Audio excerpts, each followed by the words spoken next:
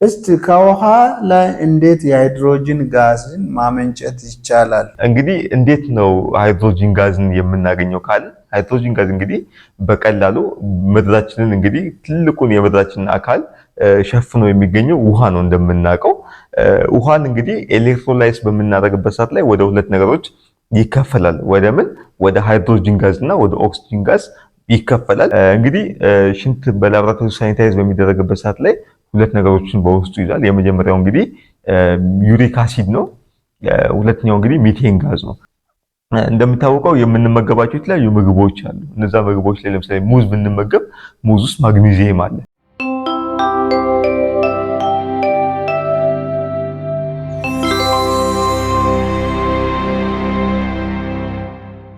እንግዲህ ፍራኦል አንተ ባክግራውንድ ላይ ስለ ሳይንስ ግኝቶቹ ከሃይማኖት ጋርም ያለውን እንግዲህ ተጣምራነቱንም ገልጸልናል።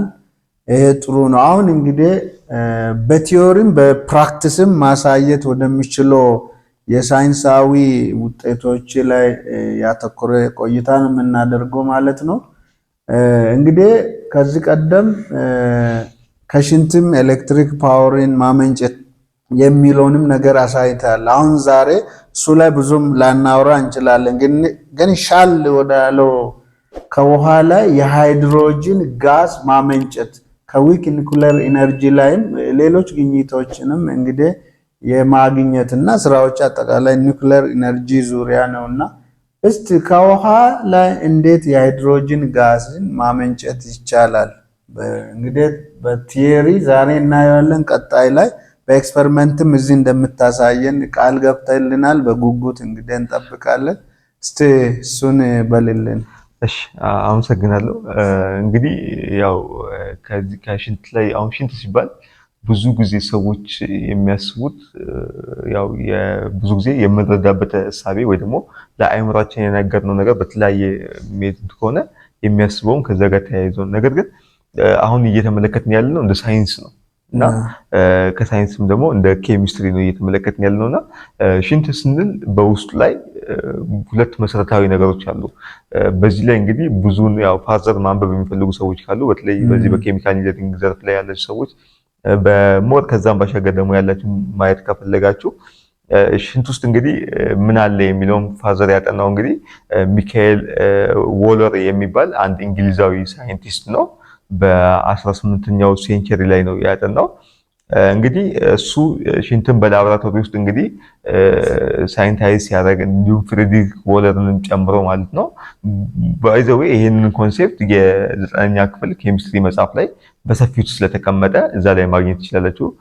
ከዚህ የተገኙ ናቸው እነዚህ አልኬን፣ አልካይን የሚባሉት ደብል ቦንድ፣ ሲንግል ቦንድ፣ ትሪፕል ቦንድ የሚባሉትን ግኝቶች እንግዲህ ያገኘው ያ ነው። በተለይ 9ኛ ክፍል ኬሚስትሪ መጽሐፍ ላይ ስላለ የመጀመሪያው ቻፕተር ከኢንትሮዳክሽን ቀጥሎ ይሄ ስለሆነ እዛ ላይ ማግኘት ትችላላችሁ። እንግዲህ ሽንት በላብራቶሪ ሳኒታይዝ በሚደረግበት ሰዓት ላይ ሁለት ነገሮችን በውስጡ ይዛል። የመጀመሪያው እንግዲህ ዩሪክ አሲድ ነው። ሁለተኛው እንግዲህ ሚቴን ጋዝ ነው።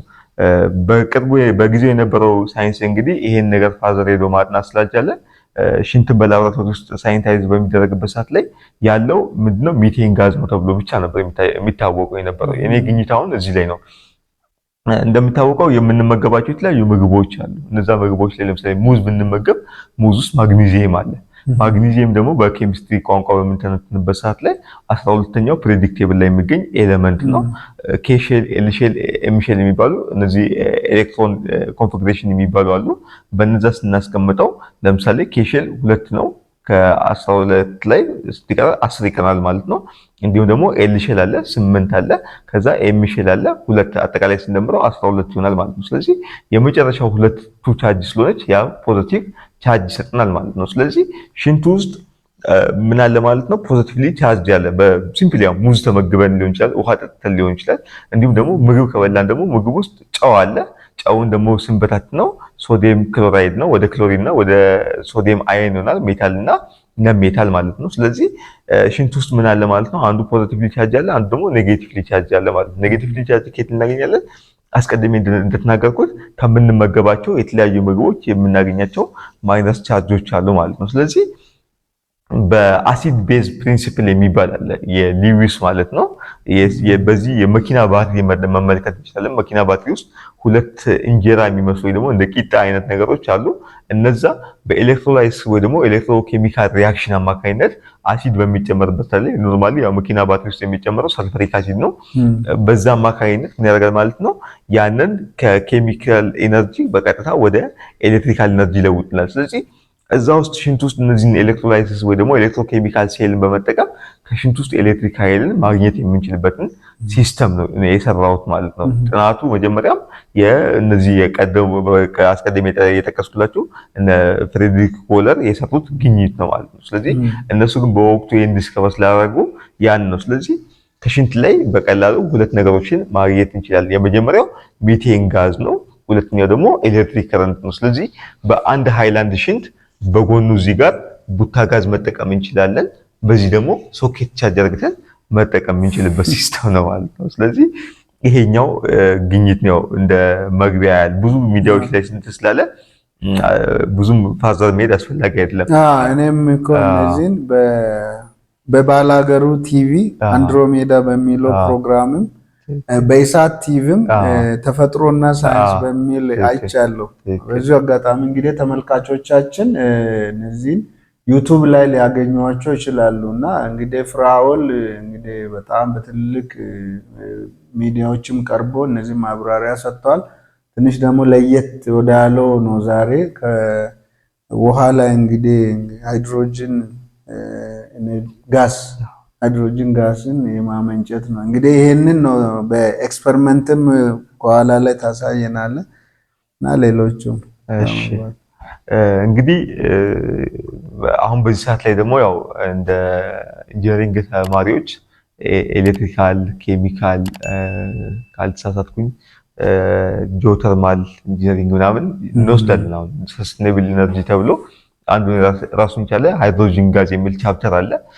እንግዲህ ይሄንን ኮንሴፕት እኔ ያወቅኩት 11ኛ ክፍል ምናምን እያለሁ ነው እና አሁን በዚህ ዓመት ሰከንድ ሴሚስተር ላይ ስመለከት በጣም የገረመኝ እና ኦኬ ቀለለ ከበደ ምን ይጠየቃል?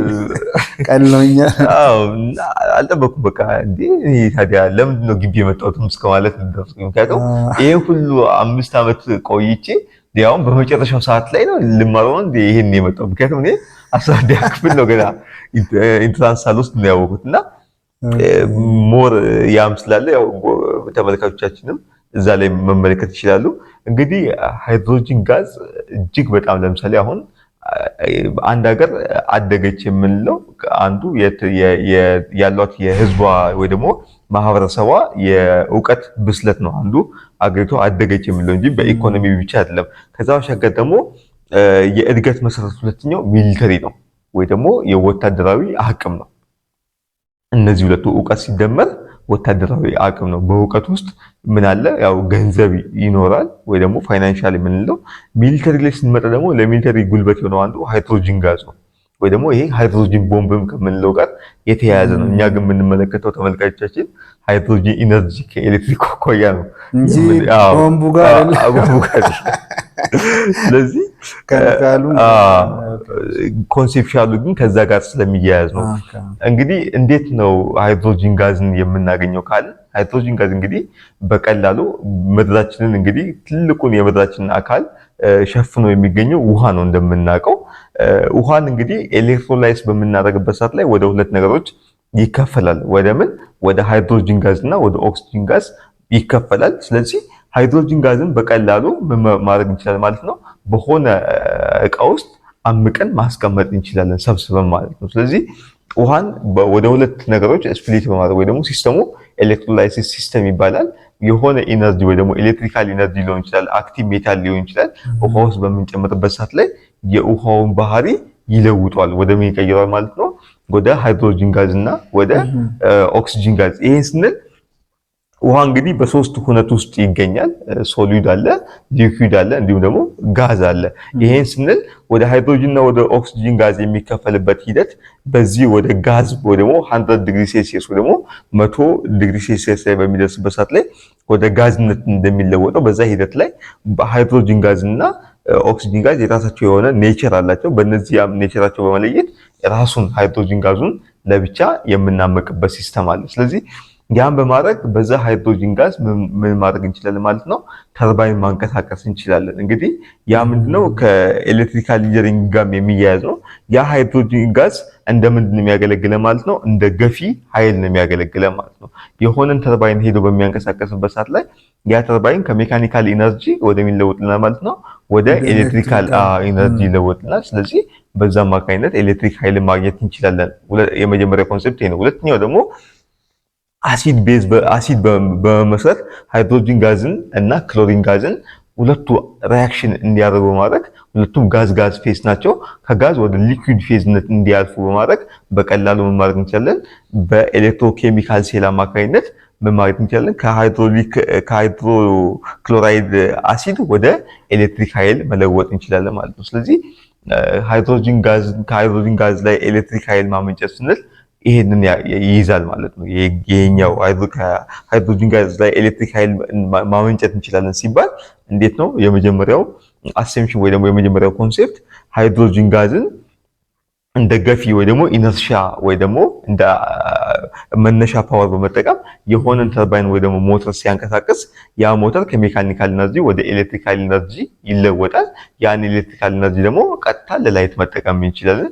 ሁለተኛው ኮንሴፕት ደግሞ እኔ የሰራሁበት ጽንሰ ሐሳብ ደግሞ እንዴት ነው ከተመለከትን ባይ ዘ ዌይ እኔ የሰራሁበት ብቻ አይደለም፣ ያው ሳይንስ ዩኒቨርሳል ነው። በማላመድም ሊሆን ይችላል። ሌላኛው ዓለም ላይም አለ። ወደ አሜሪካም ራሽያም እንዲሁም አሁን ወደ ቻይናም አካባቢ የተጀመረ ይመስለኛል። እንደውም ቻይና አካባቢ ወደ ኖርማል ነዳጅነት ነው የተጠቀሙት ለመኪና ኢንጂን ማንቀሳቀሻ ማለት ነው። ከዛ አኳያ የኔ ምንድነው ከሃይድሮጂን ጋዝ ፕላስ ክሎሪን ጋዝ በማድረግ ወደ ሃይድሮክሎሪክ አሲድ ያው ባይ ዘ ዌይ ጨጓራችን ውስጥ ያለ አሲድ ነው። በከዛኛው ልክ የመኪና ባትሪ ወይ ደግሞ የሊዊስ አሲድ ቤዝ ፕሪንሲፕልን በመጠቀም በቀላሉ ኤሌክትሪክ ኃይልን ማመንጨት የምንችልበት ነው ማለት ነው። ሁለተኛው ግኝት ደግሞ ምንድነው? ዊክ ኒኩለር ኢነርጂ ነው። እንግዲህ ኒኩለር ኢነርጂ በሁለት ይከፈላል። ስትሮንግ ኒኩለር ኢነርጂ እና ዊክ ኒኩለር ኢነርጂ እንላለን። ስትሮንግ ኒኩለር ኢነርጂ የምንለው ምንድነው? በፊውዥን ወይ ደግሞ መሰንጠቅ መከፈል ላይ የተመሰረተ ነው። ለምሳሌ አሁን እንደውም ከዚህ አኳያ ካነሳሁት ለምሳሌ ዓለም ለምሳሌ አንድ ጽንሰ ሐሳብ አለ። እቺ ዓለም ወይ ደግሞ አሁን ያለንባት ዩኒቨርስ የመጣችው በቢግ ባንግ ቲዮሪ ነው የሚል ሐሳብ አለ። ይሄ አሁን ውድቅ ነው፣ ውሸት ነው ወይ ደግሞ ሲዶ ሳይንስ ነው።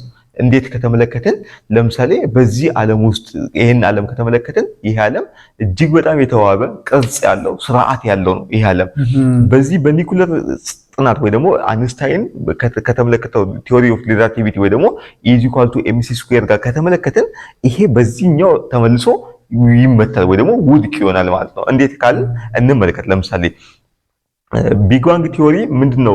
ቲዮሪውን ቲዮራይዝ በሚያደርግበት ሰዓት ላይ ይሄ ዓለም የመጣው የሆነ አካል ከሆነ አካል ጋር በሚጋጭበት ሰዓት ላይ ነው። የሆነ ፈንድቶ ይሄን ዓለም አስገኘ ይላል። ለምሳሌ በቀላሉ እንመልከት።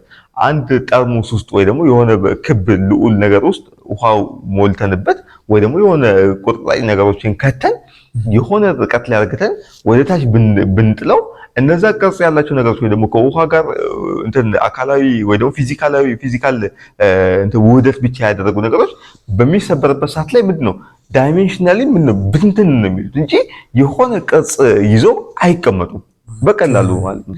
ይሄ ስንመለከት ይሄ ዓለም ግን እጅግ በጣም የተዋበ ከዚህ ዓለም ጀርባ የሆነ ኃይል ይሄንን ውብ አድርጎ የሰራው አንድ አካል አለ ማለት ነው። ይቅርታ እንግዲህ ተመልካቾቻችን ያው እኔ ክርስቲያን ስለሆንኩኝ ከቅዱስ ጳውሎስ ጋር ላያይዝ ሞክራለሁ። ለምሳሌ ቅዱስ ጳውሎስ የሚታየው ከማይታየው እንደሆነ በእምነት እናስተውላለን ይላል። ተመልከቱ። ይሄን በሚልበት ሰዓት ላይ ምንድነው ይህ ዓለም የተፈጠረውና የተገኘው በእጅግ በጣም በተዋበ በእግዚአብሔር እጅ ነው እንጂ የሆነ አካል ተጋጭቶ በሆነ አካል ፍንዳታ የተገኘ አይደለም። ምክንያቱም የሆነ አካል ለምሳሌ በቀላሉ እንመልከት። አሜሪካ በጃፓን ላይ ጣለችውን በጃፓን እነዚህ ሁለቱ ከተማዎች ሂሮሺማና ነጋሳኪ ላይ የተወረወረው የእነዚህ ፋትማን እና ያንግ ቦይ ነው። ረሳሁት ሁለተኛውን የአቶሚክ ቦምብ ስም። እነዛ ወደ ምድር በሚጣሉበት ሰዓት ላይ ምንድነው ከተማዋ ድምጥማጧ ነው የጠፋችው። በቀላሉ እንግዲህ ኤክስፐሪመንታሊም የታየ ስለሆነ ማለት ነው።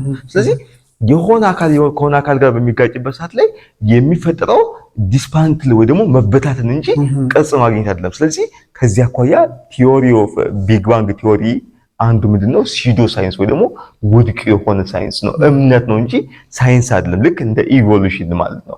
ይሄ እንደውም ላቦራቶሪካሊ ምን ያህል ነው ፌል የሆነ ነው፣ በእነዚህ በሁለቱ ከተሞች ላይ የታየ ነው ማለት ነው። ስለዚህ ዓለም የተፈጠረው በምንድነው ማለት ነው? እነሱ እንደሚሉት ከሆነ ነገር ፍንዳታ ሳይሆን ታስቦበት እግዚአብሔር ከማይታየው ነገር ወደሚታየው እንዳመጣ እኛ በዚህ እናምናለን ማለት ነው። ስለዚህ ወደ ኒኩለር ሐሳብ በመመለስበት ሰዓት ላይ ሁለቱ ስትሮንግ ኒኩለር እና ዊክ ኒኩለር በምንልበት ሰዓት ላይ ስትሮንግ ኒኩለር ስንል የሆነ የአተሞች መከፈልና መሰንጠቅ ነው። እንግዲህ አተም ስንል በውስጡ ላይ ሶስት ነገሮችን ይዛል፣ ኤሌክትሮን፣ ኒውትሮን እና ፕሮቶን አለ።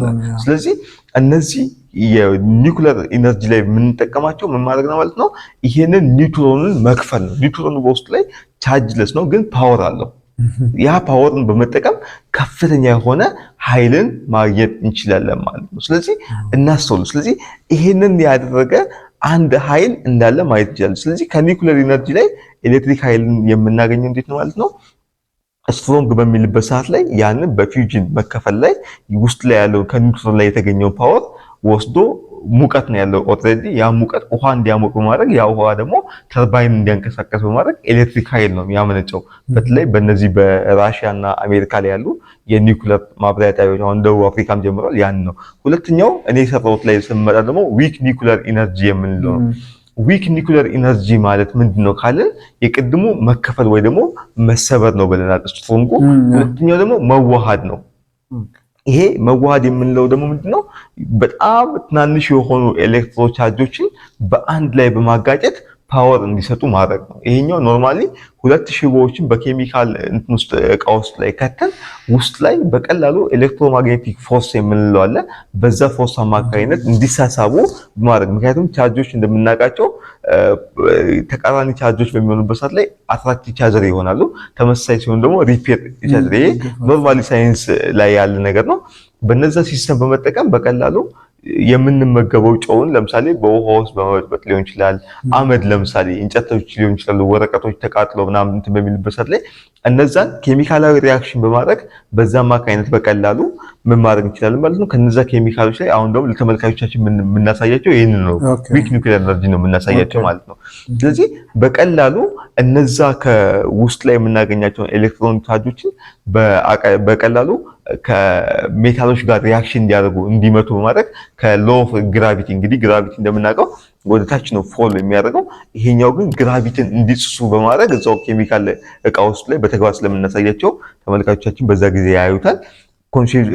ሐሳቡ ወይ ደግሞ ጽንሰ ሐሳቡን ለማስረዳት ያህል በዛ አማካኝነት ያን ሜታል በመምታት ከዛ ሜታል ላይ ኤሌክትሪክ ኃይልን ማመንጨት የምንችልበት ነው ማለት ነው። ስለዚህ ሁለት የኒኩለር ኢነርጂ ጽንሰ ሐሳቦች አሉ። ስትሮንግ ኒኩለር ኢነርጂ እና ዊክ ኒኩለር ኢነርጂ የምንላቸው። ስትሮንግ ኒኩለር ኢነርጂ በቀላሉ ከፍተኛ የሆነ ለጦር መሳሪያነት የሚያገለግል ከጦር መሳሪያነት ባሻገር ደግሞ ለኤሌክትሪክ ኃይል ብዙ ጊዜ ኒኩለር ሲባል በሰው ማይንድ ውስጥ የሚመጣው ውጊያ የሚለው ብቻ ነው። ነገር ግን ትልቁ እንደውም ከውጊያ ባሻገር እንግዲህ አሁን በዚህ ባለንበት በ21ኛው ክፍለ ዘመን በተለይ አደጉ የምንላቸው ራሳቸውን በኤሌክትሪክ ኢነርጂ ትልቅ ከፍተኛ ደረጃ ላይ ያደረሱ የምንላቸው ሀገሮች ለሰከንድ ኤሌክትሪክ ኃይል የማይጠፋባቸው ምክንያት አንዱ ኒኩለር ኢነርጂን በመጠቀም ነው። ኒኩለር ኢነርጂ እንግዲህ የሚሰራው እነዚህ ዩራኒየም የሚባል አተም አለ ወይ ደግሞ ንጥረ ነገር አለ። ዩራኒየምን በመጠቀም ይሰራሉ። እኛ ሀገር አካባቢ ለምሳሌ ወደ አፋር አካባቢ በሆነ አጋጣሚ ለመሄድ ሞክሬያለሁ። አንዳንድ ቦታዎች ላይ እንደዚህ አይነት ምልክቶች አይቻሉኝ።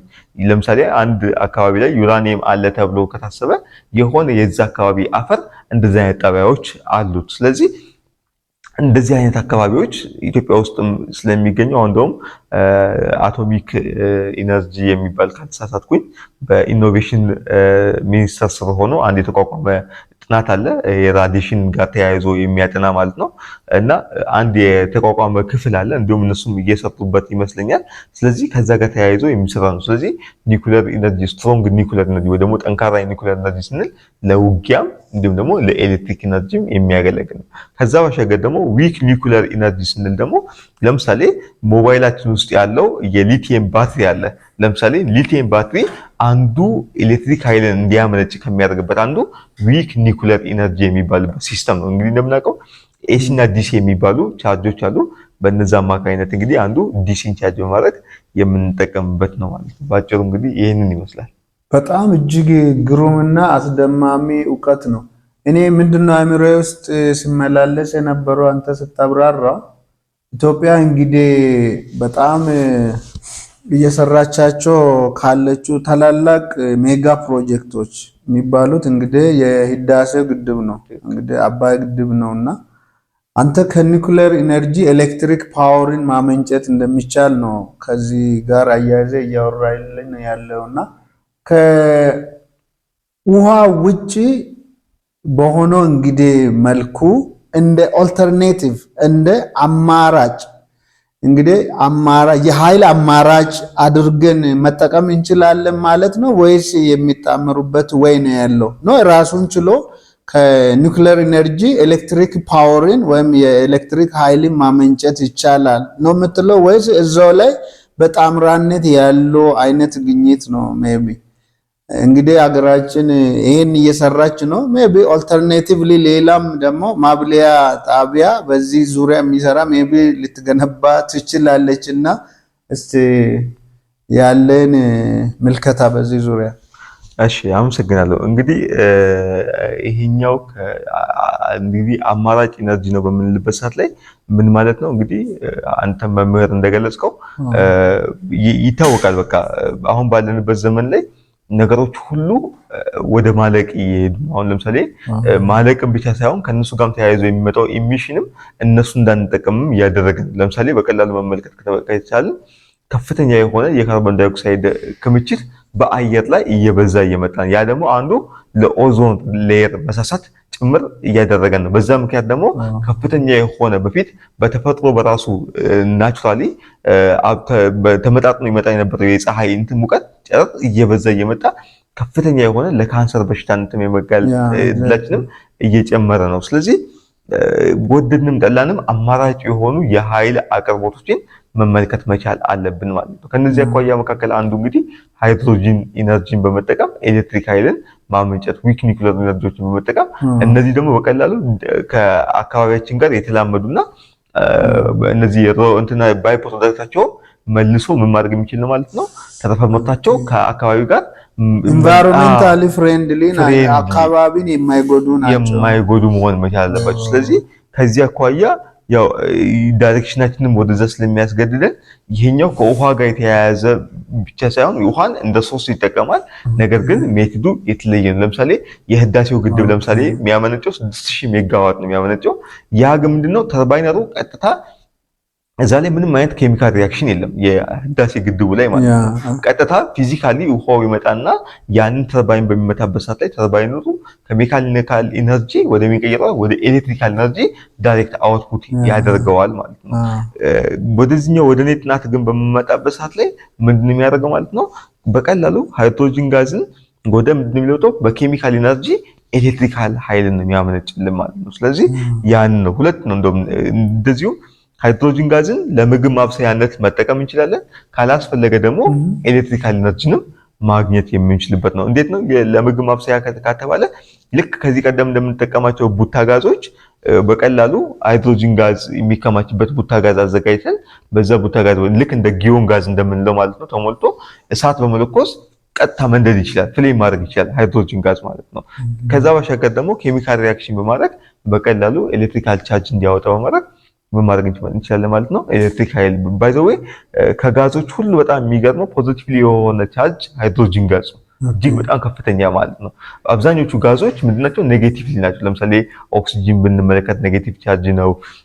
ክሎሪንም ስንመለከት ብዙዎች እነ ፍሎሪን ምናምን የምንላቸው ጋዞች ምንድናቸው ማለት ነው? ኔጌቲቭሊ ናቸው። እና ከዚህ አኳያ እንግዲህ በቀላሉ ኬሚካል ኢነርጂን በመጠቀም ነው እንግዲህ ኤሌክትሪክ ኃይልን የምናመነጨው ማለት ነው።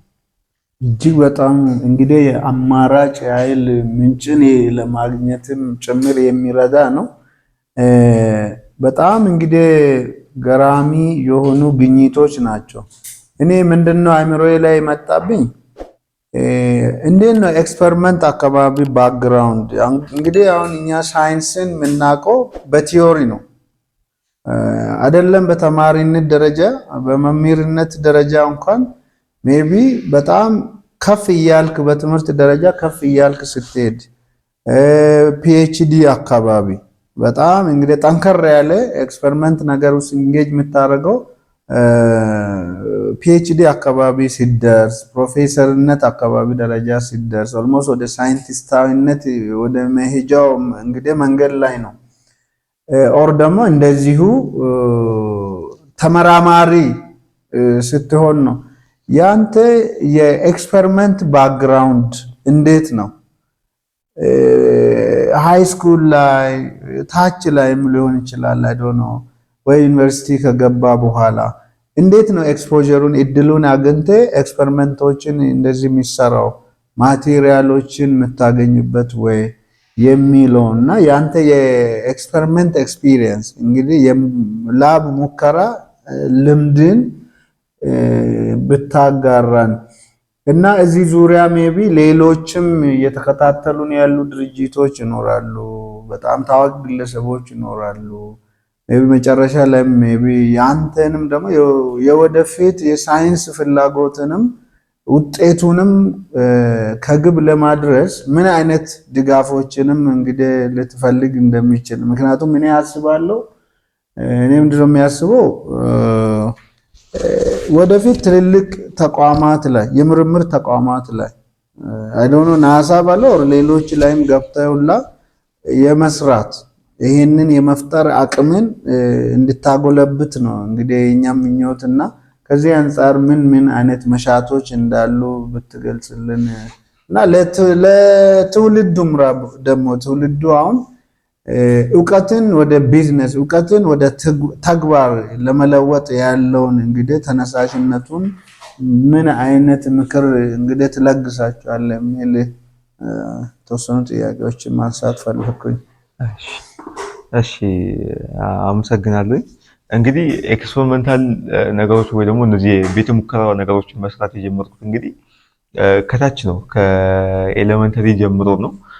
ነገር ግን በዛ ሰዓት ላይ እንግዲህ ስሰራቸው በምሰራበት ሰዓት ላይ እንግዲህ ምንድነው ይሄን ያህል ስለ ሳይንስ አውቄ ወይ ደግሞ የሳይንሱ ዕውቀት ኖሮኝ ነው።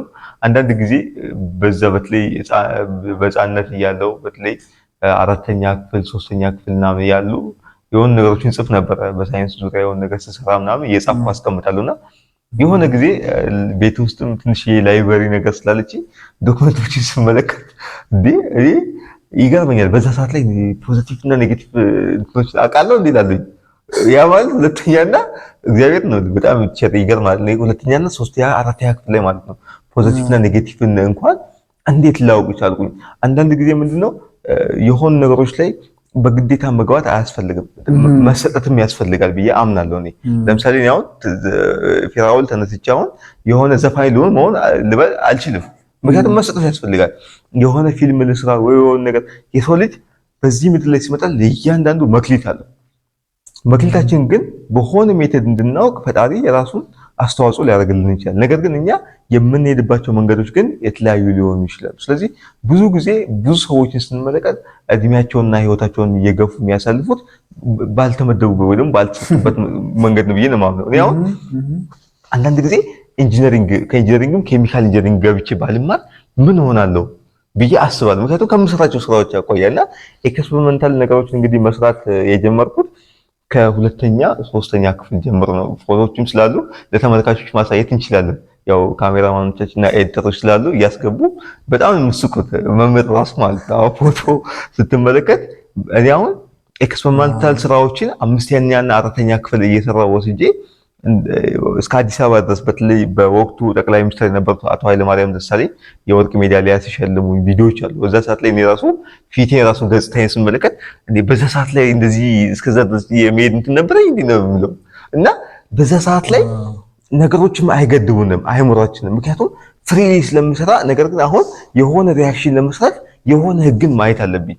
ተነስቼ ዝም ብዬ እንትን አለ እና መሰጠት የሚለው ነገር አለ። ስለዚህ ሁለተኛ ክፍል 3ኛ ክፍል ጀምሮ ነው ኤክስፐሪመንታል ነገሮችን እሰራ የነበረው። ከዛ ባሻገር 8ኛ ክፍል በራሴ ተነሳስተ ማለት ነው። በራሴ ያው ስለዚህ ታሌንቴ ነው በቃ መክሊቴ ነው እግዚአብሔር የሰጠኝ እግዚአብሔር የሰራውበት እግዚአብሔር እሱን ነው ዲስከቨር ከማድረግ የጀመርኩት ማለት ነው። ያ ነው እና መሰጠት ያስፈልጋል እና 5ኛ 4ኛ ክፍል ከዛ ባሻገር 5 6 እንዲሁም 7ኛ 8ኛ ክፍል 9ኛ ክፍል እያለው 12ኛ ክፍሎቹን ሄጄ ኬሚስትሪ እና ፊዚክስ አስተምራቸው ነበር። እያስተማርኩም በተግባር ቪዲዮ ማሳያቸዋለሁ። ይሄ እኔ በአፌ የምናገረው ነገር ሳይሆን በተግባር በቪዲዮ ጭምር ያለ ነው። ይሄንም ማየት ይችላል። እናንተ ኤዲት ያደርጋችሁ ታስገባላችሁ እና እንግዲህ በቀጣይ ፕሮግራማችን እንግዲህ እናስገባለን እናየዋለን። በጣም ነው የሚገርመኝ። አሁን እኔ ማስታወሰው በቪዲዮም ጭምር ያለ ለምሳሌ በቀላሉ ኤሌክትሮማግኔቲክ ሲስተም እንዴት አድርገን ከወዳደቁ ነገሮች ሰርተን ማሳየት እንደሚችል ባይዘው አሁን በዛ ሰዓት ላይ ከፍተኛ ብር አወጣው ከተባለ 10 እና 20 ብር 50 ብር ነው። በወቅቱም የብር የመግዛት አቅሙ ጥሩ ስለነበረ አባቴን አስቸግሬ እንደምንም የሆነች ነገር ፕላስተር እና ምን ብዬ የሆነ ዕቃ ሰብስቤ የሆነ ነገር ሰርቼ ግን የሆነ የሚታይ ቫልዩ ያለ ነገሮችን ሰርቼ ዲሞንስትሬት አድርግ ነበር። ከጥቃቅና የዳደቁ ዕቃዎች መሳሪያዎች ተነስተው ማለት ነው። የሳይንስም አንዱ ባህሪ ያ ነው። ሳይንስ በተፈጥሮ ያንን ነው የሚፈልገው። ምክንያቱም አንድን አገለገለ ወይ ደግሞ ከዚህ በኋላ አይጠቅመንም የምንለው ነገር አዲስ ነገር ከዛ ውስጥ ማግኘት እንደምንችል ማሳየት ነው ማለት ነው። ስለዚህ የሳይንስ ባህሪው አንዱ ስለነበረ በዛ ጊዜ እንግዲህ ነው የጀመርኩት እነዚህ ኤክስፐሪመንታል ነገሮችን ማለት ነው።